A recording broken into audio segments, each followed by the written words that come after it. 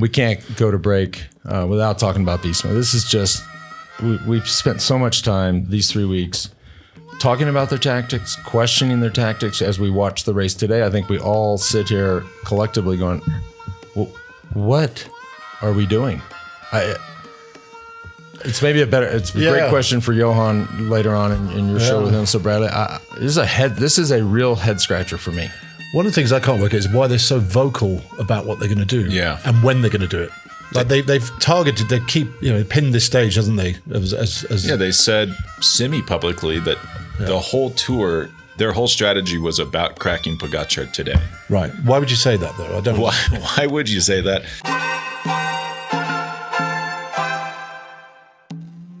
Good morning, everybody. Welcome back to the Move podcast, brought to you each and every day by Ketone IQ.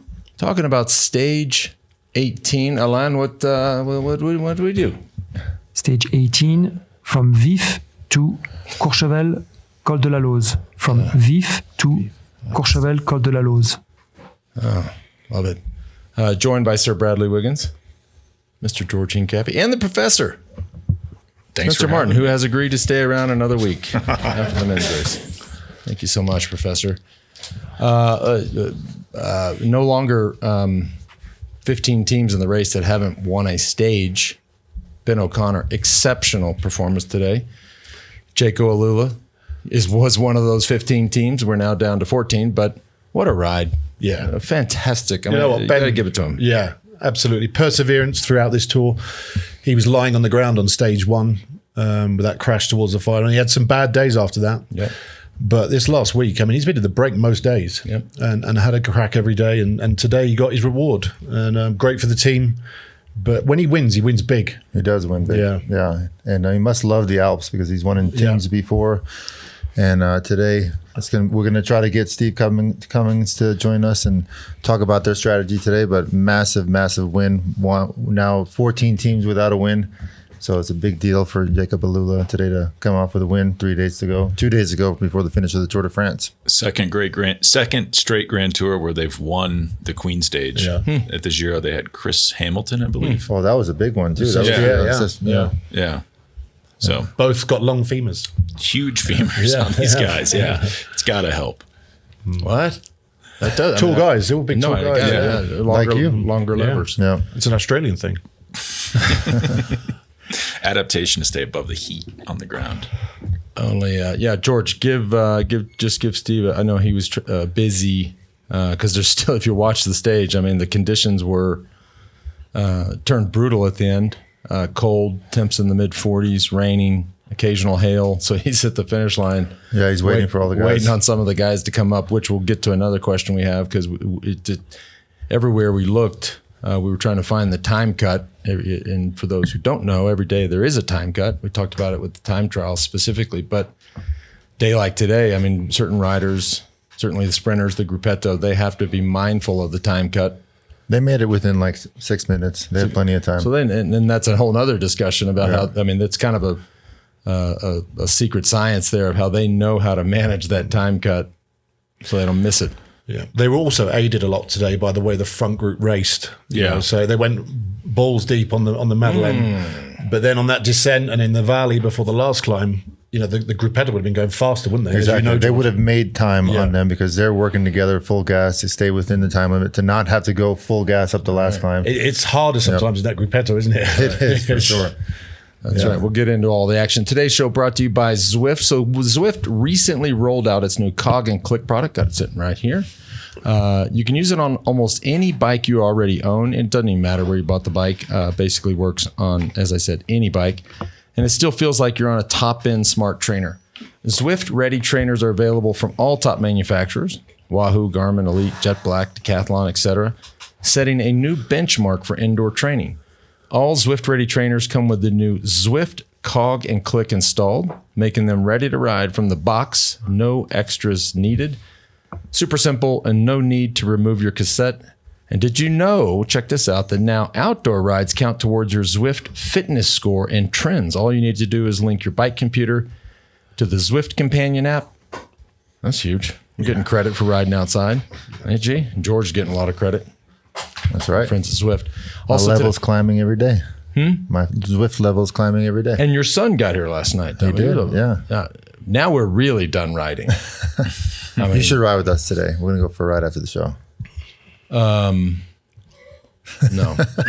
No, years ago, Enzo would come out and ride with us, and Yeah.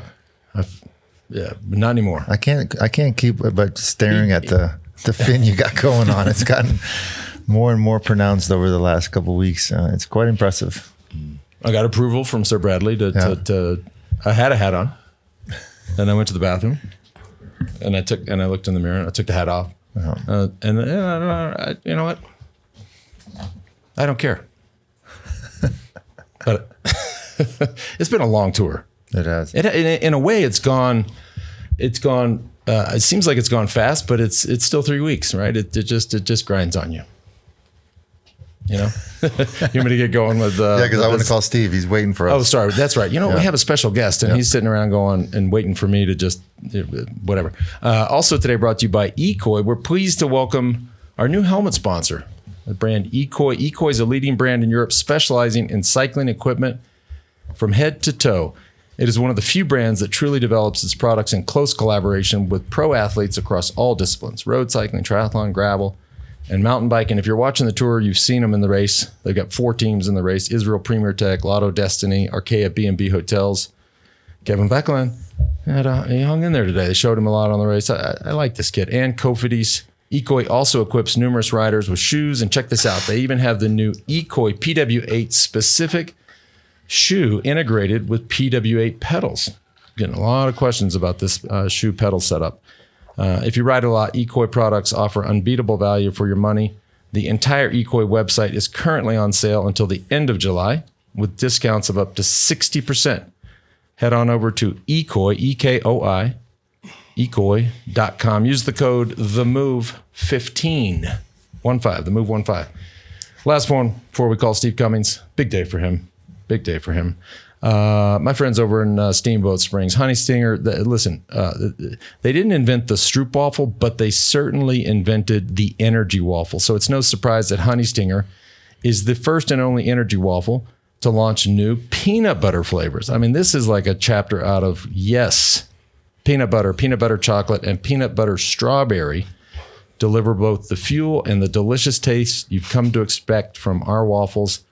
So whether you're out there grinding on the bike or preparing for a club championship, the delicious taste of Honey Stinger's energy waffles, chews, gels, and bars are a great fit for any activity. Head on over to honeystinger.com/themove. Check out all their products, including my favorite, and one, honestly, I was a little involved in creating. The Honey Stinger waffle. I mean, it's game changer. Love 'em. Game changer. Our listeners get 25% off your first order. Again, honeystinger.com/themove. Boom. I got that right. You want to call Steve? Yeah, this is a big deal. I mean, this is big. DJ Steve Cummings. We were roommates, teamates in 2006. Well, speakerphone. Bradley was teammates with him. Yeah, I grew up with him. Steve How's it going, man? Good. How are you? Congratulations. Thank you. We're in the car here with Mauro and Plappy. Oh, say hello. Say hello to the guys.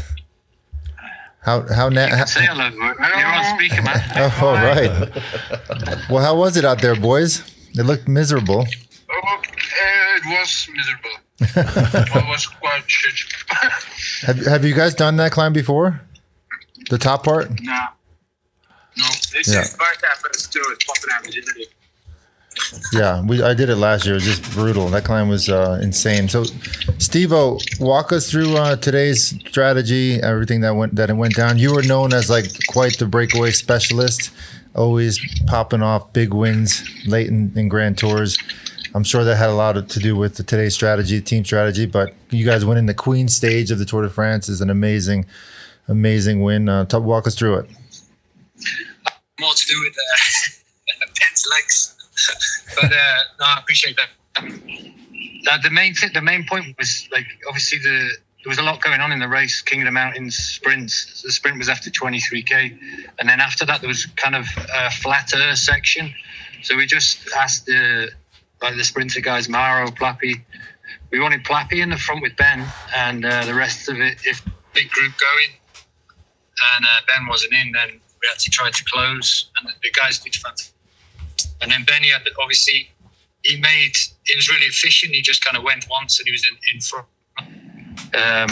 And then, the group just got smaller and smaller, which is not tactics, just legs, as you know. And then in the final, he also had the big kahunas to try in the valley, and he kind of rode off the battle for GC. And I mean, you rode great. Steve is Lance. I thought he was. I've never ridden that climb up to obviously 2005, I think it was. We finished up in Courchevel, but this last piece that's somewhat of a new addition. Just watching on TV, you honestly weren't sure. It's at one point at 3 minutes, you know how steep it is. You've got 4 or 5K to go. That is not a foregone conclusion that he stays away. I thought he rode incredible all the way to the finish line. It was amazing to watch. Yeah, no, we've seen in the past, he's like a persister, if you like, and he just measured his effort to perfection. And like you say, if you're never sure because of the gradients, because if you do blow, you just stop. No, you put him in park. Yeah, exactly. So, and it is really steep. Like the other side, we're just descending down now into Maribo. And in 2023, I think... Oh, not it. Could be some Alpine cell. Yep. Oh. This is at 11%. Yeah. A lot of people on their cell phones up there. You still there, guys? Yes, we're here. Yep. We're here. Is that my signal? Or is that your? Keep talking, Steve. You're live to the I've nation. got this Elon Musk thing, the thing I want my money back. This is just an Elon Musk thing. I want my money. This is what happens. You get blamed for stuff. No. Well, great. That was an epic stage. I think we were lucky with the weather because there was a bit of forecast of rain after Glandon, and we didn't get it until the final. So that was good as well. Yeah, so the pressure's off you guys, and I'm sure probably have somebody in the breakaway again tomorrow. Probably. Congratulations. Thank you, man. We try tomorrow, and then stage 20 is going to be a big party as well. Yeah, that's right. Okay, cool. Steve-O, thank you so Steve. much. And Thank you. Good luck, guys. We'll be watching. Appreciate it.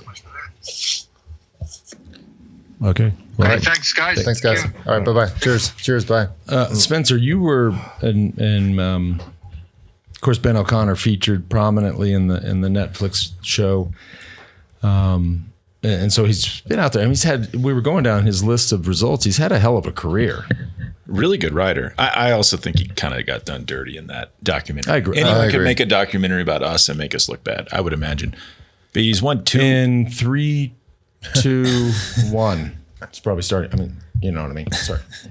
He's won 2 tour stages. If you remember 2021 to Tignes, that was another hard Alpine stage. Very similar win as today. Very similar. Yep. He was higher in the GC. I think he ended up 4th in that tour. But that's kind of what you think of when you think of Ben Oconor, that 4th place at the tour. He was second at the Worlds when... He's second at the Worlds last Pogaar. year, clipped off the front. And then he was 4th at the Giro in 20... This was last year. 4th at the Giro, 2nd at the Vuelta, 2nd at the Worlds. It's good results Great there. The big question I have is, why did Decathlon... they just seem to let him go. And same thing with Perry-Pancha. It's like these are 2 of the hardest stage wins of the tour. Both riders used to be on Decathlon. Decathlon's beefing up. They keep talking about we're the new super team. It's like, well, all your riders are winning the hardest stages and you guys aren't winning any stages. I think it was an obvious move for him going to an Australian team. right. Jerry and the team there, Jayco, will desperate for Australian success, I think, and they've kept to the heritage of their team by having Australian riders, and it's paid off for them. It really has. And if they're going to pay big money for a GC rider, they'll pay for one of their own.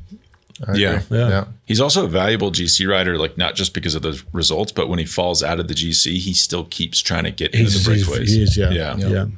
I mean, here a team like Jayco AlUla, right? You come into the tour and you say, okay, before the start, say, what does success look like, right? Success for them, I would imagine, looks like a stage win and a rider in the top 10. Yeah. They achieved both of those things today, right? Ben Oconor got the stage win and moved into the top 10, right? He sits in 10th place now. So it was a hell of a win for the team, for him, for all of it. And as we always typically see in the third week of a Grand Tour, you typically see the same guys in the breakaway. I wouldn't be surprised if I see him and a couple of others of his teammates in the breakaway tomorrow, battling it out. The morale of the team is going to be super high. The pressure's off. Now they can just have fun the rest of the race, and would not be surprised if I see them battling out for another win. Well, here those in the next two couple guys days. in the car Yep. who we were just talking to, Plapp and Schmid, I would look for them on stage 20. Yeah, I heard sure. a funny story about Plapp. This was a few stages ago in the neutral zone. There was like Aussies on the side of the road, and he's like all excited. He's like, "Oh, you guys are legends, so great!" But he's not paying attention, and he overlapped wheels and crashed in the neutral zone. Jesus Christ. Apparently, Pogačar crashed in the neutral zone today. Well, he said he was following the Visma car, and they brake checked him, and he went right into Did the they back. do that on purpose? But that would be a little aggressive. Oh, right? do that. Is that like marginal gains now? You just look for the other riders and hit them on the road. You know, but we talked a lot here about Ben Oconor and his fantastic race at the front of the field. We can't go to break without talking about Visma. This is just we've spent so much time these 3 weeks talking about their tactics, questioning their tactics as we watch the race today. I think we all sit here collectively going, well, what are we doing? It's maybe it's a great question for Johan later on in your show with him. So Bradley, this is a real head scratcher for me. One of the things I can't work out is why they're so vocal about what they're going to do, and when they're going to do it. Like they've targeted, they keep pinned this stage, hasn't they? They said semi-publicly that the whole tour, their whole strategy was about cracking Pogačar today. Right. Why would you say that though? I don't. Why would you say that? Do you know what Pogačar rode the final climb at? 1500 VAM was it? Yeah, 5.5 watts per kilo. Which is The nothing final for him. climb. Based on the numbers he said to our friend Peter Attia in his interview, that's zone 2 for him. Yeah. So, But they look like it. now he's fine for tomorrow too. It starts to compound on itself. So Which he's there at the tour, Peter Attia. I saw that last night Is actually. he over there? Yeah, he's over there. We should call him, get a little insider scoop. Shout out. I did have a question. We talked about this on the ride the other day. Maybe we'll talk about it on a less exciting day or a non-mountain day, which we're running out of time to do. But I just had a question around this whole nutrition plan and the way that the guys are consuming so much fuel. Well, maybe we'll park that for Saturday. But why? By the way, too, when you talk about a VAM of 1500, this is what I do know about climbing and VAM is it's much easier to have a great VAM performance on a really steep climb. I mean, was an incredibly steep climb. So to have it there, I mean, he's just chilling. He's ready to eat. He was chilling. He was Right, bored and on these the trainer guys, at the end. and they're riding, and Tadej's back there. He's got 2 guys still with him. But at the same time, Visma, they're doing everything they can. It might not look like the best tactics, but what other options do they have other than going for stage wins? I'd love to see some of these guys get a free card. Like all of a sudden, Sepp Kuss has creeped into the top 10. Which is nice to see. That's fake That news. was fake news. It was fake news? Yeah, they were incorrect. Oh, man. He's Okay. 25 minutes or something out of the top 10. I mean, what they could do about it is stop telling us about it, Yeah. and just leave it to the road and surprise us, and surprise Tadej. And what they could also do is do nothing. Yeah. They haven't tried that one yet. They haven't less. tried that yet. Yeah. Still on here as top 10. Do Stage absolutely 18, nothing. Ben Oconor, 29 minutes back, 10th place. Jordan Jigat, 32 minutes back. Sepp Kuss, 12th, 49 minutes back. Okay. Are you looking at 2025 or 2024? No, I'm at stage 18. Yeah, and That's the stage. Never But mind. I don't hate the approach of just saying we're not going to do anything. Yeah. Let I agree. the race play out. Yeah. Put the pressure. I mean, look, time's up. Right at this point, I think we're just kind of organizing our sock drawer here. But tomorrow and we're going to talk about and break down tomorrow's stage on the second half of the show. It is a very difficult day. It's a short day. I would just do nothing. So, you know what? You got the yellow jersey. You want to win the Tour de France? You figure this out. We're just going to chill right here. Or just go all in for the stage one. But don't put your guys on the front and ride tempo for Tadej Pogačar to fast forward to what he does at the finish line, which is done day in and day out. I would have bet my life he'd have done that. Yeah. Right? He's sitting back. I said it the other day. Like he's sitting back there. Like what are these guys doing? What do they think they're coming for my crown? Watch this. And allegedly, the strategy was put everyone on the front, hard over the Madeleine. He can't eat and drink on the climb, and he can't eat and drink on the descent. But then why have Matteo clip off and go for the stage win? That's where it loses. Yeah, me. but I don't think he clipped off. I think how hard do you have to go to stop someone eating and drinking? I mean, you know. I guess if they have to keep their hands that is on the such bars, an unrealistic. It's very unrealistic. That. Yeah. would that be something if you've never raced a bike? Perhaps you would.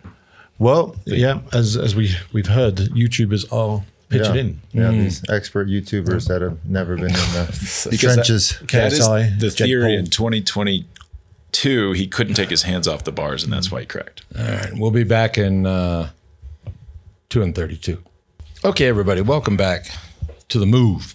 I tell you what is before the break we sort of talked about Visma and questioned their tactics, and Tadej is just so it's just so much better here in 2025. So I think that race is over. But what is not over, and this isn't just a level set for the viewer or the listener.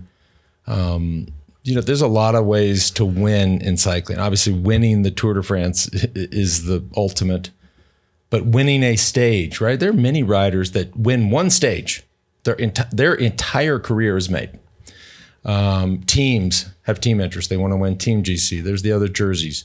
The other one is finishing on the podium. It's a huge deal. It's the big ceremony in Paris. You're up there with, obviously, the yellow jersey in second place. I mean, it's a really big deal.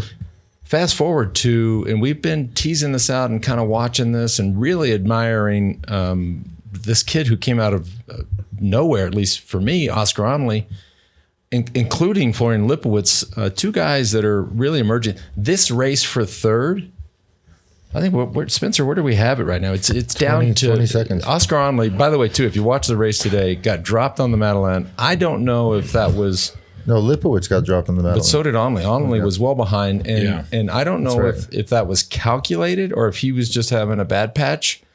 But he came back with a vengeance, ended up catching up and then dropping Lipowitz. Anyways, the race for third is now separated by 22 seconds.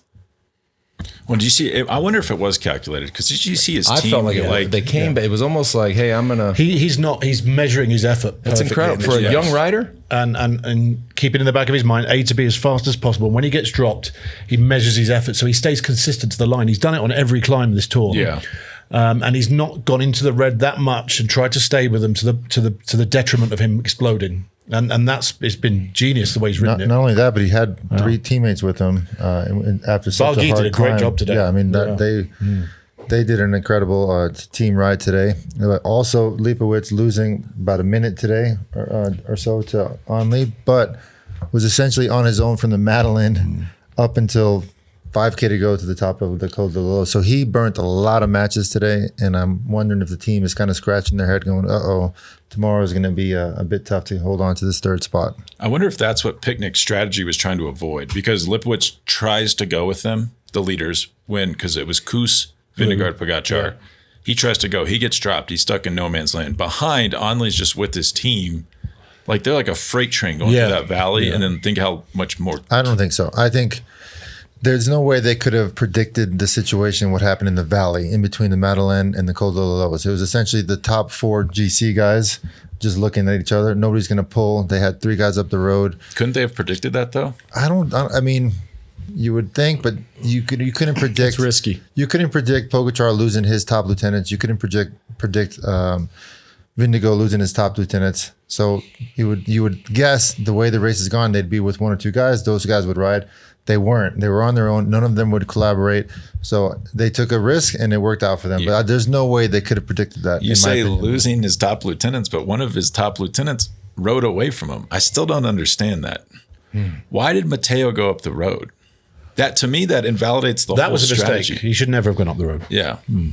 I don't think so. I think, what else can they do? At least he pulls hard in the valley. They can hope. Pull hard in the valley to do more work for Pogačar. To drop him on the climb. At least he's not going to do any damage in the valley. I've done it. It's like 4 or 5% valley. But then why attack on the climb? Well, at least have Jorgensen in the front in case Vingegaard is on this unbelievable day and can maybe pop Pogačar. Unlikely, obviously never happens.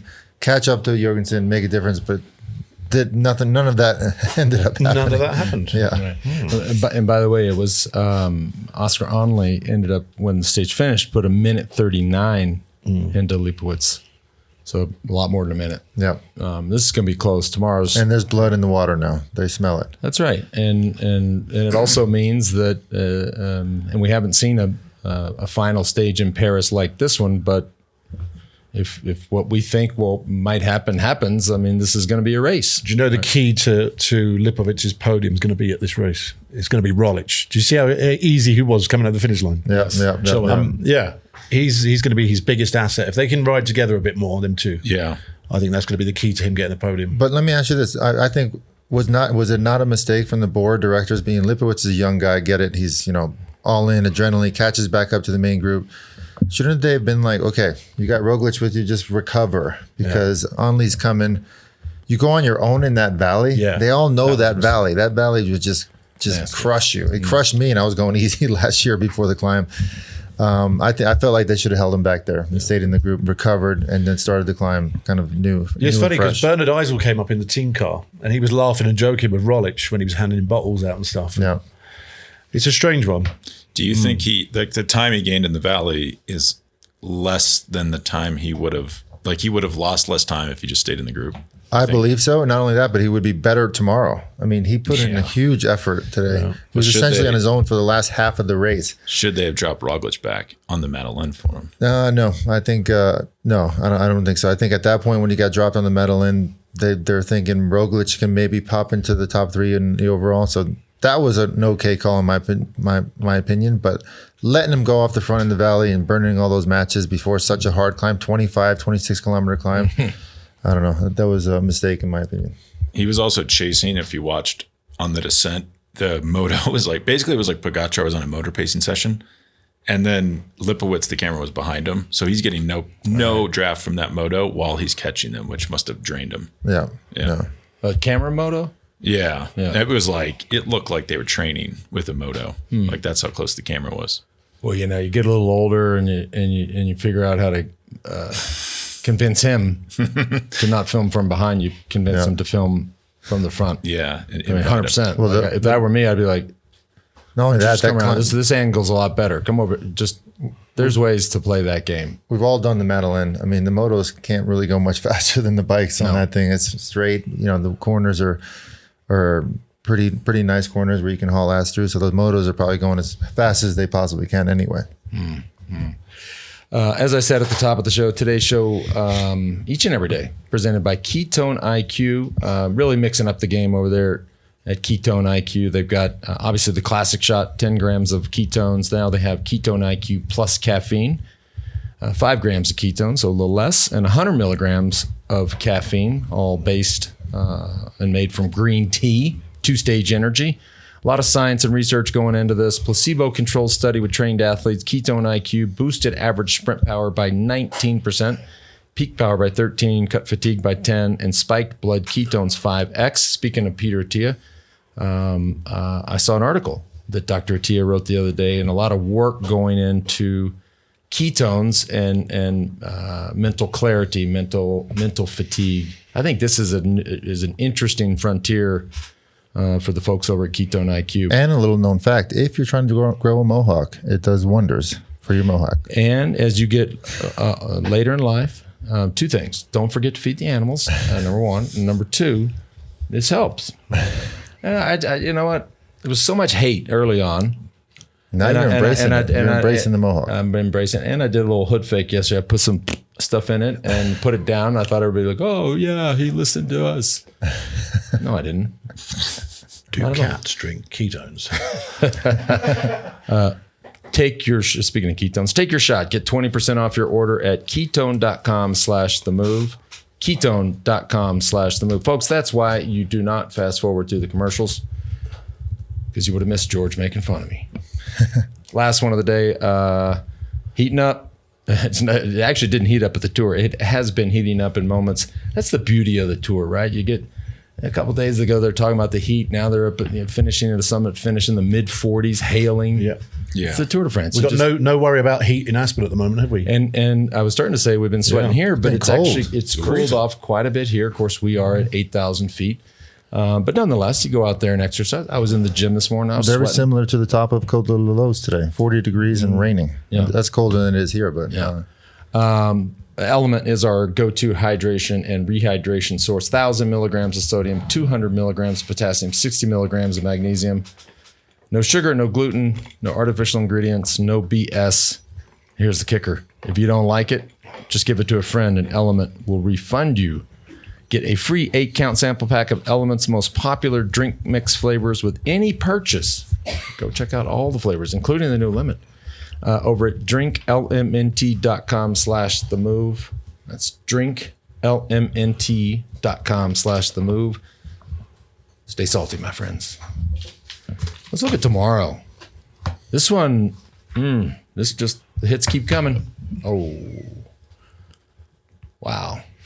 You know what stands out for me, and I did just some quick math on, obviously, if you look at the profile, but if you just looked at it and you didn't know anything about cycling, you might say to yourself, well, where are the flat roads?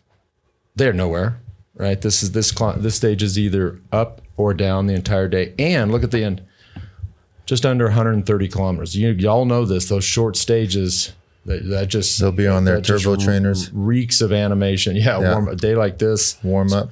And the green jersey sprint is really early on, which Bencino was saying that. Well, that competition's over now, isn't it? Well, mathematically, no. Because man, here we go. Jim's mom, we should shout Jim out because he's probably sad that he bet on Pogačar to win. The green jersey. Mathematically, you have the time cut as well that you got to anything could happen, right? Abduction, who knows? But so if he doesn't get the green tomorrow, if he doesn't get the intermediate sprint tomorrow, Pogačar wins the stage. Pogačar gets the intermediate sprint in Paris and then wins the stage. He wins green. Wow. The sprint's 8K in. There's absolutely no chance that he can get it. A little weird. I don't think. Yeah. I mean, their whole team will be on the front for 10K. I mean, you and I can control over 10K. Probably not. But I'm just saying, for a team like Trek, they can do it. That's their main goal. They will get that points. I agree. Sprint. Harder to make time cut on shorter stages, too. Gabrielle, can we go back to the profile real fast? All right, so again, here, if you're watching the show, you can see it. So 1, 2, 3, 4, 5 categorized climbs. You got a category 2, a 1, horse category 2, and then finish up at La Plana, horse category. 130 kilometer stage. I just did some quick math because each of these climbs, if you have this in front of you, if you can see it, it tells you how long they are. 60 kilometers of the 130 kilometer stage are going uphill. This is a hard day, right? So now I want to go back to Oscar Onley and Florian Lipowitz. I mean, this is... for them and for that fight, this is the day. Yeah. This is their race for those two guys. Yeah. Let's not forget about Paris. Paris is going to be a little mini, Paris made, I don't even know what to think. I'm excited. Tour of Flanders or whatever. I mean, steep climbs. It's not over till they cross the line. The X factor about that stage, this new version of the finish into Paris is, yes, I mean, they're pulling from the Olympic circuits just last year. But a lot of cobblestones, and I haven't checked the weather, but if that stage rains on those cobbles in Paris, my friends, get ready. Well, and if let's say it's a 10-second gap coming out of tomorrow, you could have to race. You could have time bonus sprints going. Of course. Yeah, you're racing. That's kind of interesting. Yeah. I think a lot of the sprinters are, I don't think, I know a lot of the sprinters are very insulted with Sunday's stage. I kind of agree with them. Like historically, the Champs is about a big sprint, and it should remain that way to protect the history of the race. Yeah, and not to get ahead of ourselves, but since I just mentioned this, I just pulled up the weather forecast for Paris on Sunday. High chance of rain. Oof. Yeah. And it's live racing. It's real racing. My guess, if it's rainy and that dangerous, of course, the organizers are probably going to maybe neutralize the time gaps. GC or not? I don't know, George. I don't know about that one. I don't know. Yeah. You're going to go to the effort and make the statement of changing such an iconic final day of the Tour de France. I don't think they're going to neutralize. I mean, well, last year's finish was super technical. If it rained, they wouldn't have neutralized stage 21 last year. It was a time trial. Yeah, I mean, But you're on your own. If you're crashing on your own, that's your fault. If you're crashing in the rain with 150 guys battling out with small roads, then Small, very small. no, I don't think they would neutral. But is it the 5K? Actually, that is worth looking into. Is it the 3K rule? or maybe it's the final lap. Something like that. Reminder, folks, last year's Tour de France did not finish in Paris due to the Olympic Games. For the first time ever, finished outside of Paris, finished in Nice, France. Me personally, I'm real glad it's back in Paris. It just started in a foreign. I think it was the only tour for the final stage to start in a foreign country. Yeah, in Monaco. Sort of, yeah. Sort of. We don't want to wade into these waters. No, but okay, you know what I mean. Any questions? George crashed in the rain in Paris once, did you? I did. Yeah, Oh, we should say I did. That was not fun. tomorrow's forecast is cold and rainy. Yep. In There's the also- Alps. yep. So Yep. it's not a nothing stage. And, I said it, there's 60 kilometers of climbing, which pretty much means there's, 50 or 60 kilometers of descending. Yeah. The time counts. Yeah. Maybe you'll see the Visma car out there trying to No, don't. Spencer, we have created a monster. You really, came into the week, the tour. This is the nicest guy. He on was set. all night. I know. He was the nicest guy. I have been eclipsed. He was the biggest asshole on the show. I don't know about. Let's not go that far. I will say when Johan texted us that this morning, I felt a little responsible for even speaking about somehow making Pogačar crash. I'm like, oh, now they're going after him with a car. Okay, so this is a big question from Casper. This is also assuming Jonas Vingegaard does not drop everybody and win the Tour tomorrow. But let's assume Jonas does not win this Tour. Should Jonas skip the Tour next year and target the Giro Vuelta double instead? He'd likely win both by a fairly comfortable margin. I don't know about that, actually. Realistically, he will not beat Pogačar unless Tadej crashes or gets sick. And as Lance said today, who cares about second place? No. Jan Ullrich would trade all of his podiums for one more win. Guys like Jakob Fuglsang wasted prime years chasing a Tour GC when they would have had better palmares focusing elsewhere. Why do so many riders chase a top 10 at the Tour when they could win the Giro, Vuelta, or big spring classics instead? I don't want to say podium of the Tour is bigger than winning the Giro or winning the Vuelta. What would you guys think? It was a tough one, yeah. In terms of attention, I would say the Giro. exposure. The Giro is bigger than a podium at the Tour. I wouldn't say the Vuelta is. Yeah. I agree. I agree. And it's a fair question. But think about this for a second. If Jonas Vingegaard's not in this race, Florian Lipowitz is sitting in second. He's 11 minutes behind. Yeah. So this is not close between first and second. It would be extremely not close if he wasn't here. I mean, my answer to Casper too. You never know what's going to happen. I think a team like that with that budget, with the interest of the Tour, he has to be there. He's got to be there. Somebody, and look, Tadej Pogačar came on the scene seemingly out of the blue. So who knows? I mean, we spent a lot of time talking about Oscar Romley. Yeah, right? He's on a marginal team. Sounds like he's staying there for a few more years, but is this a kid who can develop into, this kid can spend an off season and you give him 1 or 2 seasons and all of a sudden could be right there. I would say, to answer Casper's question, think about Matthew Van Der Poel. The guy looked on top of the world, then he has pneumonia, he's out of the Tour. If you're one of the 2 best stage races in the world, you have to show up because you never know what's going to happen. I think that's right. True story. Before I forget, the Ventum Daily Trivia question of the day, yesterday's question, the Rhone Valley location of stage 17 is known for peloton breaking winds. What formation is that the riders do to try and combat the crosswind? Answer, survey says echelon. That was not very hard. Stage 18, the question is, a recent addition to the high mountain finishes of the Tour, Col de la Loze, is quickly gaining infamy for decisive duels and GC shakeups. What feature of this climb makes it unique among other climbs used in the Tour? What feature? What feature of this climb makes it unique among other climbs used in the Tour? Send your answers over to ventumracing.com/themove and get entered to win the grand prize, $5,000 of store credit. ventumracing.com/themove. What feature of this climb makes it unique among other climbs used in the Tour? Everybody. Any more questions? Preguntas? Well, okay. So you opened up this box. The third place rider at this tour is 11 minutes back currently, Florian Lipowitz. Is it bad for the sport that all the other, like outside of Jonas and Tadej, the best stage racers are locked away on Tadej's team, and of course they will not let them race against him at the tour? Mm-hmm. Should there be a salary cap or some sort of way to break that up? How much longer do we have on the show? Look, It would be this interesting. is an issue or a conversation around the structure of the sport. So that would be if you had an adult conversation, that would be part of the conversation, right? And so, yeah, because you're talking about Almeida, you're talking about Del Toro, right? Yeah. Ayuso, who's trying to get off UAE. Yeah. I think in terms of these guys right below Pogačar, I mean, their only shot of actually ever winning a Grand Tour is to leave UAE now. So they're going to start looking at maybe perhaps taking less of a salary and trying to go to a team that'll be all behind them. So it could make the tour more interesting in the next couple of years. The problem is they're all locked into like 8-year deals, and their buyouts are 100 million euros. Oops. Go fund me. Yes, You said it.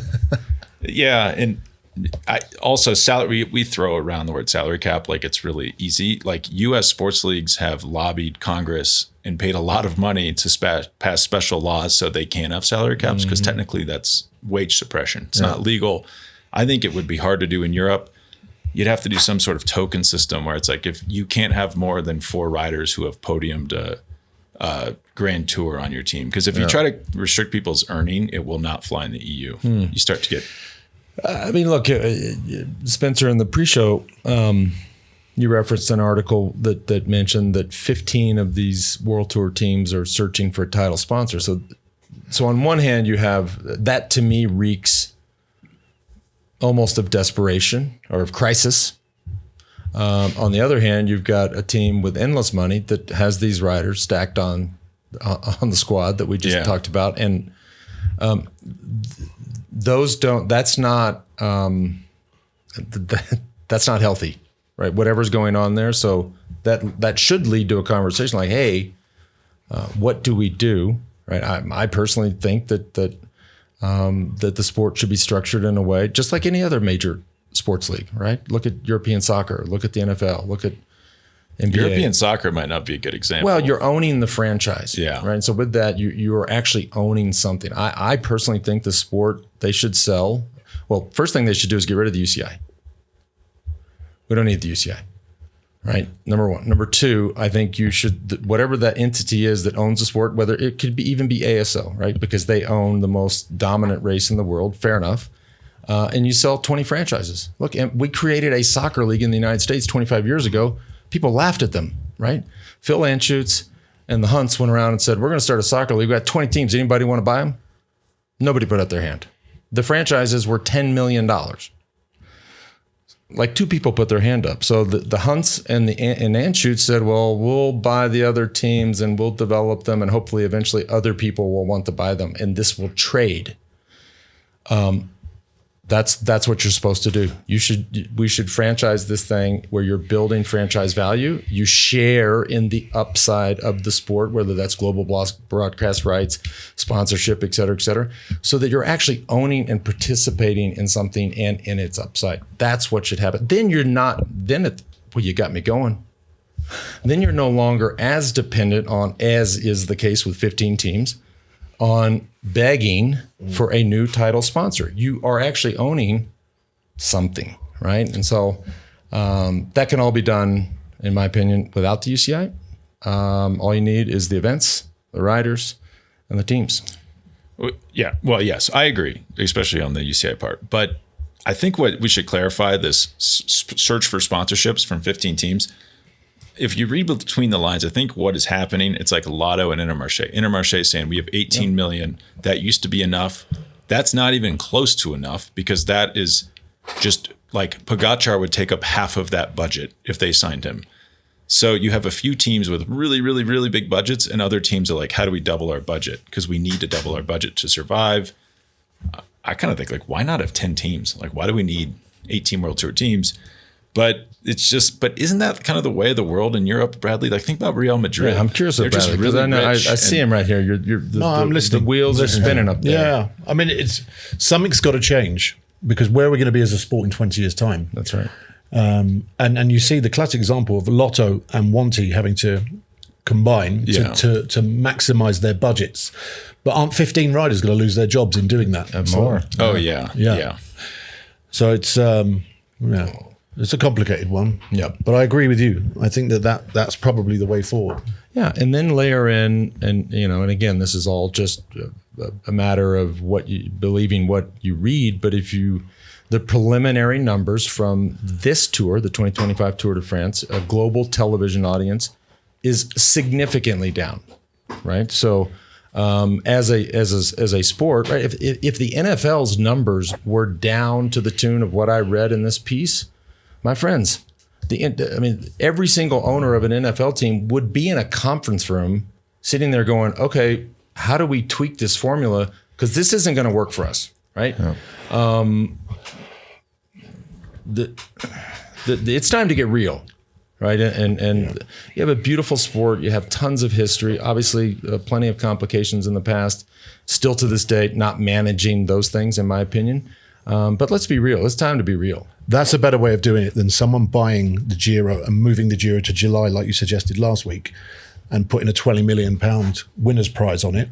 And start fee. Why not? But I think then you start to lose the essence of the sport and its traditions and its. But that may be the only way that this thing changes is big money coming in and making big moves. Because we've we've had the same conversation for the last 5-6 years, and there hasn't been any change. Yeah. I mean and look at the US calendar. I mean, 10 years ago we had Tour of California, which was huge. Missouri, Georgia, all these races. To be fair, we should say like the NBA's ratings are in the toilet too. So it's not like it's just a cycling thing. No, look, I think if I owned a piece of any sport and those numbers were presented to me, I think you have to question. First, you have to step back and say, how are people consuming? Two parts here.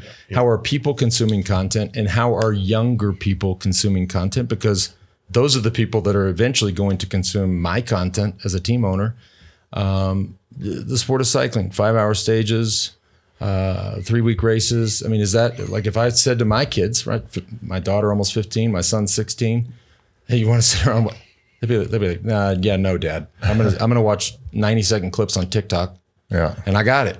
Yeah. Right. So that is a question of consuming content. How we're doing that, especially when we watched the first time trial, and we couldn't even get time splits on the TV. It's not good. Yeah. By the way, who opened up this can of worms? I'm really riled up. I was having a great day. We have a nice one to finish. My hair was on point. Come on, dog. Still is. Hair hasn't gone anywhere. Thank you, Spencer. So, Dave, I just want to. I think that is an important point. The hair hasn't gone anywhere. Yeah. That is always my point. Yeah. People make me, he's so silver, so gray. I also feel very strongly about this.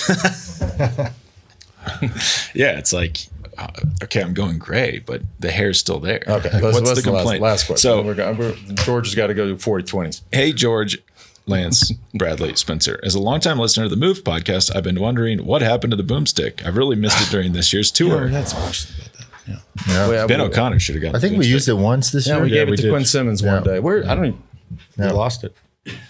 Virtual boomstick for Ben Oconor. Also, here's a photo of George and me. This is really crazy. Here's a photo of George and me at the 2012 Pro Cycling Challenge. That just happened. No, this guy's emailing into us now. That's how fast time's flying. Yeah, that's nuts. That's your announcement? This is from Parker. Okay, looky here. Yeah. Was it Parker asking about the boomstick? Yeah. She's back. There it is. What do we think? Ben Oconor. Ben Oconor. Ben Oconor, 100% boomstick. 100%. And then we'll keep it at the desk. We'll keep it around. Okay. I appreciate that. George? It's tricky to have around because it makes a lot of noise when you put it on the desk. But we'll keep it. I'll keep it right here. And tomorrow, just to go back, I'm super keen on this fight for the podium. We're going to be giving the boomstick to one of those two guys, maybe. Yep. Big battle tomorrow. Hopefully one of the two. Yeah. Yeah. What if Roglic comes back? We never know. Oh, George would be so happy. I would be. He's so. I mean, let me guess. Who was that guy you used to have a poster of him in your bathroom with the? I don't remember. Primoz having- Roglic. No. Well, that, I don't, I no, the don't other remember ever your having a poster. fanboy. No, that guy. Who was it? Tell me, it's Belgian. There's a guy you were Who's he such a talking about? fanboy of. You Stein know, de Volder? whatever. Philippe Gilbert? Was it Philippe Gilbert? Stein de Volder. I don't remember ever having a poster Anyways. of any rider in my bathroom. Whatever. The Go poster's with down, and he now has a Primoz poster in his bathroom. Yeah. He's such a fanboy. But by the way, he's a sick rider, so Yeah. I support it. All right, cool. Thanks for tuning in, everybody. We'll see you tomorrow.